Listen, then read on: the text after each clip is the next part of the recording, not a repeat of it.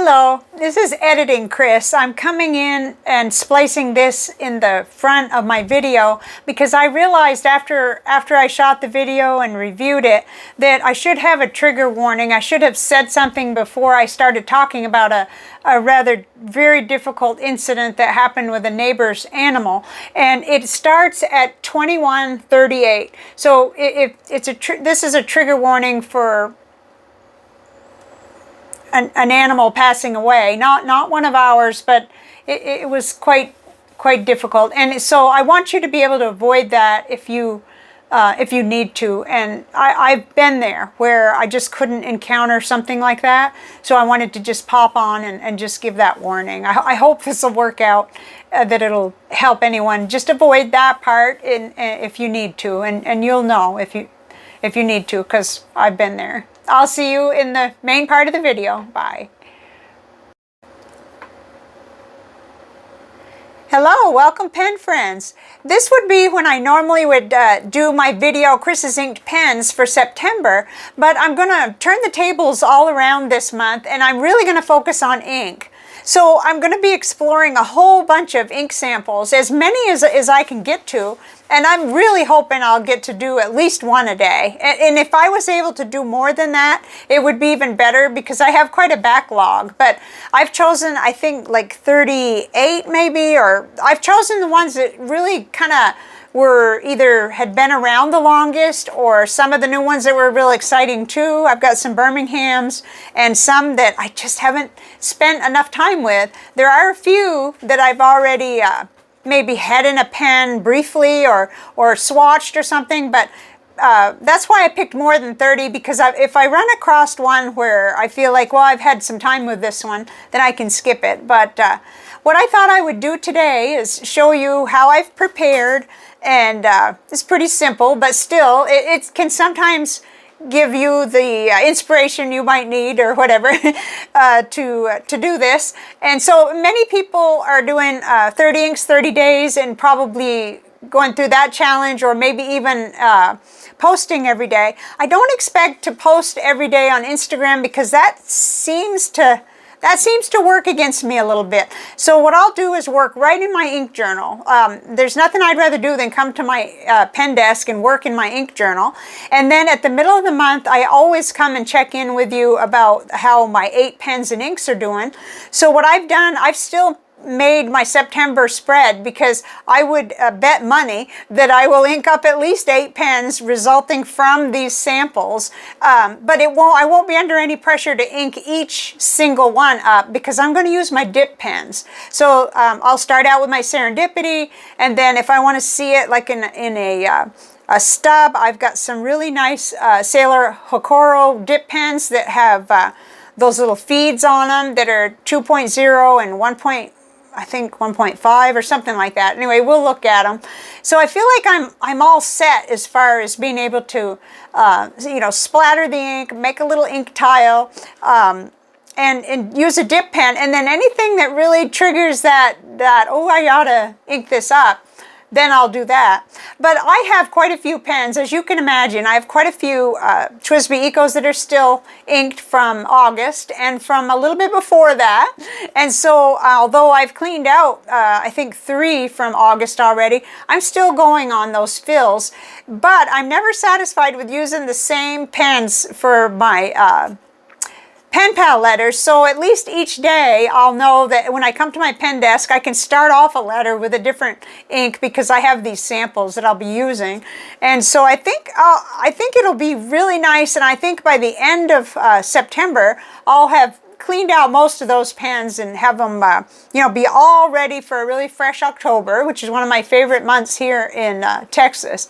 So I'm gonna turn the camera around. I'll show you kind of what triggered this, because this was not in my plans. I was actually thinking about which pens to ink up, because I give myself permission to get 8 new ones every month, out of my collection, start fresh, so that for my pen pal letter writing. But something in particular happened that got me into my ink samples, and that's all she wrote. So I'll see you over on the other side. Okay, so now here we are. This is what got this all started, was I was going through my entire 3 by 3 inch ink tile file. Say that fast 100 times, no. And I found this, and it was a Monteverde birthday cake, and I was convinced that I'd be able to find the sample. But I went through all my samples, everything, the archived ones, the little remnants that are left where I've already reviewed it, and I couldn't find it, so I have now determined that I must have finished it. But this was just so pretty, and I really hoped that I'd have like a mil or a little bit of ink left so I could try it, and I just couldn't find it. But in the process, I found quite a few inks, and I thought, Chris, it's time for an ink month rather than, you know, focusing on pens. So I put, let's see, so this is like 30, and then 39 actually, so this is a 40 tray, and I put all the ones in it that I felt like that either they hadn't, you know, I haven't really done a lot with them yet, or I really wanted to re-explore. And there's shimmer inks, there's all kinds of different brands, like this is Diamine Maple Leaf with shimmer, and I got to remember that, so I put shimmer on the side because I thought, oh, got to remember that. And gosh, I found this Colorverse Coffee Break, which I had more than one of these samples, so that's I bet you that people think I'm going to like it, and I know I am. I just haven't spent enough time with it yet. There's several. I don't want to go through each one. But what I've done to prepare, I've gotten all these dip nibs or pens. The ones I'm most likely to use, I did go ahead and get my original Serendipity with a broad nib, or I found a broad nib to put on it, because they're always in use. But that will be my starting point, I think.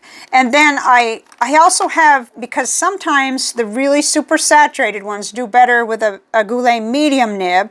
So this smaller, the Serendipity Mini has a medium nib. And then here, I got, you know, all the Hokoros. One is a fine, and then, I should have had them all. This is a 2.0. So that's a stub, a nice wide stub. And then I've got the Fude, which the Fude kind of simulates a broad nib pretty well. And then, yeah, that's the fine nib. I don't use the fine nib one very much because I feel like it's just so fine, super fine, too fine. And then, okay, this is a 1.0, so that's going to be great. That's a nice small stub. So I feel like that'll do it. I also have my ornamental one, but it's too long to put in here. So I thought, okay, we're all set with that. That's how I'll begin. But even before that, I've cut out the tiles so I can make, because that's one of the things that really, really I haven't been able to keep up with lately, and I really need to. This is Diamine 150th Anniversary Espresso. This represents a lot of pen friend generosity right here. And here just randomly, Anderillium, Motor City, Peacock Blue, and I think there's another one too of that, purple. I remember putting this in a pen, but I don't think I featured it on any of my months where I would go through and have the longer writing samples, if I'm not mistaken. And I could be, but if I don't remember it, then the impression isn't strong enough, then most likely I didn't do that. Now this one I did. Diatramentis elderberry, but I've been wanting a bottle of this, so I want to revisit it and see if that's true, if I'm still feeling that way, you know. Anyway, I've got, it's exciting. There's quite a few good ones here, and so everything's organized. But let me show you the pens that I did get out in case, so that I wouldn't deal with decision fatigue. I went ahead and got, I think, 9 pens out, so we'll go through those. Oops. Coco's over there at the side. He's very sensitive to noises this morning. Okay, so here are the ones that I got out, and it's kind of messy. Let's make sure we're somewhere in the frame here. Try to make it so you can see it. Okay, so I got out Jinhao 100, and I have a really nice, my favorite Yowo broad nib that was tuned by over there at by James Phineas at Pensive Pens when I got the Serendipity, so I stole that off of there. And that's a color that comes up a few times, so I thought of it. And then this is another pen I like for ink testing. It's the TWSBI Swipe. It's not one I reach for a lot, because now I'm mesmerized by my Benu pens and everything. But super easy to clean. If I get shimmer inks in there, that's going to be great. It has a broad nib on it. And then I chose two that have the Pilot CM cursive medium. So this is a Metropolitan with a cursive medium, and I think, did I put, yeah, I have upgraded the converter on that, so I don't have to deal with that bladder converter anymore. And it's a purple retro pop, I think it is. And then this is a Pilot Kakuno, and I also have a converter in there, and that has that nice Pilot CM. I really like that nib, and I think that quite a few of those inks might really go good with that. And then here's another one, the Schneider Ray, and it has a medium that's more like definitely like a broad. Let's see, I may not have a converter in there. Yeah, I do. Okay, I'm all set with a converter in this one. And next up is a Jinhao 82 with a broad Goulet number 5 nib in it. Wow, I wonder where did I get that from? I'm asking you, but I don't guess you know. I must have moved things around. I know my Moonmen have some Opus 88 broad nibs on them, so it'll be really, really a nice one. And whatever color, see the theme here, I'm trying to not be too color, except for these first three, where I've got 2 turquoise and a purple, which is, you can't lose with that. I'm sure purple's going to come up in turquoise. But I tried to stay really neutral, so I didn't have a lot of decision fatigue to worry about. Then next up is the Jinhao X750. This, right now, it has the Nemesine 0.8 nib on it. I think that's what that is. Yeah. Well, I believe so. I can't see it, but I know that's what it is. But I may change it for a broad nib. It just depends, because that does depend on the ink, whether I'll want to see. But I can just switch the whole unit. That's a trick I love to do, is just get the other bodies out that have the black like this. And if I have one already with a broad nib, I'll just switch it. It just, you know, I don't want to be pulling nibs a lot. I don't want to loosen things up or risk hurting it, so... Anyway, that's what I'll do. And then next up is the, this is actually usually the #1 pen I reach for trying new inks if they're shimmer or unknown to me, because I've already stained it. I've already, you know, worn off the L and the A and half of the M on the Lamy. And I did put a broad nib on it, but it's stained from King Philip, I think, or from something. And it doesn't matter. I've replaced it as far as that goes, because I was a little hurt feelings at myself for ruining this one. But so it's still a workhorse, though. It doesn't affect it that it's stained, and I can write with it real good. And then this is a TWSBI Go with a broad nib. It's a really nice broad nib, so that'll be a quick one also. Okay, so that's what I've done. I've set myself up to be ready on day 1, before day 1. Actually, today is September 27th, Tuesday. So there's a few more days left in August, but I wanted to be ready. And then what I plan to do, I was going to show you. I mean, you've seen this. This is my regular ink journal. I have made, I made a September, whoops, let's go back to where we... Oh, I did not know you could do minus. That was not in the plans. I have just messed everything up. All right, well, anyway, I've done this to have ready in here, because I'm pretty sure I'll ink at least, you know, some pens. And when I come to you in the middle of the month, I'll have them and their report, because we already finished out August, and we did the report on those pens. So whatever there is to report on, I'll have it over here. And I'll talk about that then on around the 15th of September. But what I was going to really show you was the way I used to do things. And I've changed. I used to use 2 different books. And I don't think there's anything wrong with that. I still may do that for Inkvent this December. But what I used to do, I would do the landing page, so to speak, in here, in my main ink journal. And I was so worried about saving paper and not running out, excuse me, that I didn't continue on right in the same book. I would start one of these Lockby or the Goulet books, and then I would continue. So I put a little note here. So like this one, it was the first day was Noodler's Golden Aspen. So I transferred over here. Did my splatters and my ink chromatography, which I probably better check on the level of my ink chromatography strips. I don't have too many, but I should have enough for this. But before December, I need to check. So I just went on from there and did everything in here. But I'm going to keep it all in one book this time. I would really rather. And if I do the splatters, though, I will glue them in because I don't want to bleed back through like that, and that does happen sometimes. If I do with a water test, then I glue on the other side, I can save my paper just by cutting a little bit of paper to do splatters on.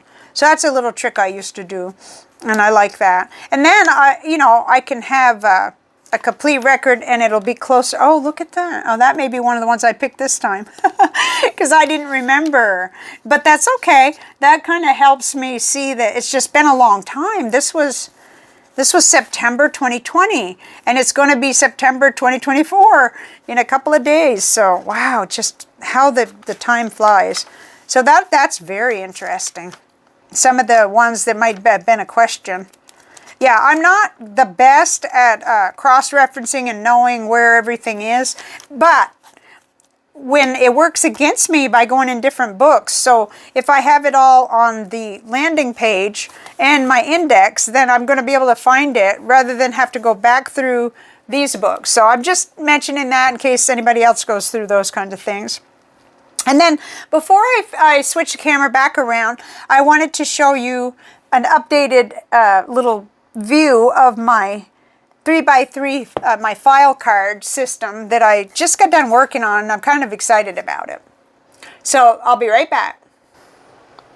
Okay, well, this is going to be a little bit awkward to show, so I'm kind of going to have to tilt each one to show you, but what I have is 3 cigar boxes that I took the lids off. It was really easy. It was just to take the little screws off so that the little lids would come off, because the lids just got in my way. It was a total disaster. I don't need to be opening lids. And if you saw my picture on Instagram, I just keep these 3 on the top of my rolling cart. That way I can go real quickly and find what I need to find. Not that it's always quick, because the one tile I'm looking for, especially in purple, that's my thickest category is purple, and then I'd say blue is pretty good, and green is really full too. But anyway, let's start with this one. I think then you can maybe see the categories. So I've got blue, black, yellow, brown, gold, which is very small, orange, gray, black, and odd, which is weird, because let me tell you about the category of odd, and we'll look at them. We'll look at them at the end, but sometimes I'll question myself. When I go into the odd category, I'll say, well, that's obviously gold, or that's obviously brown, but at the time, I'm just frustrated. I'll stick it in the odd category if I can't remember, or if I can't really classify it at the time, and it helps. It just, it really helps, and I can see one right now that kind of looks green. It's like, I mean, really, Chris, could it be that hard to figure that that was green? But anyway, it might have been odd to me that day. So, and then, of course, this one is purple. Gosh, I don't know if you can see those. Purple, lavender, which I may kind of make another one for really dark purple, but I tried to group the darker purples at the end, or the ones with a heavy sheen. Sometimes that works, and sometimes it just gets totally flubbed up. But then there's red and maroon, because when we go into that darker, like rustic brown, but to me, I'm seeing that as maroon. Monteverde, let's see. Diatramentus elderberry, I see that as maroon. And then magenta is, there's some obvious magentas and fuchsias there that I put, and pink. Okay, and then over here, which it's hard to do this. It's hard to show you. So I just put blue, but again, I thought about breaking that down one more somehow if I could think of it. But I haven't really figured that out where I don't overtax myself trying to file things. And then turquoise, which that becomes pretty obvious to me. I can pretty much identify what I think is turquoise. And then green and teal. Teal is a huge category running from the lighter teals, like Robert Oster peppermint, which is almost green, but still looks pretty teal to me, all the way up to these darker ones that are like Laban. Can you see that? Laban Hera. So they're organized, but I still kind of have to get the whole category out sometimes to find one. But it's working, and it's been working for years. So the only thing I would do different, which I probably will, is look for one more of these. Let's see, what is that? I don't really know. They're about 3.5 by, I would say 6.5 or 7. So like 3.5 wide by maybe 7. So I would probably, and they're the Da Vinci 20 long filler cigars. Not that you're going to buy cigars to get it. We go and we buy the empty cigar boxes for $2. And sometimes they throw in a bunch because it's just, you know, it's their garbage, but it's definitely not garbage to me. These are very handy. So that's what I wanted to show you. And now I'm going to flip the camera around just for a few moments. I'll be right with you.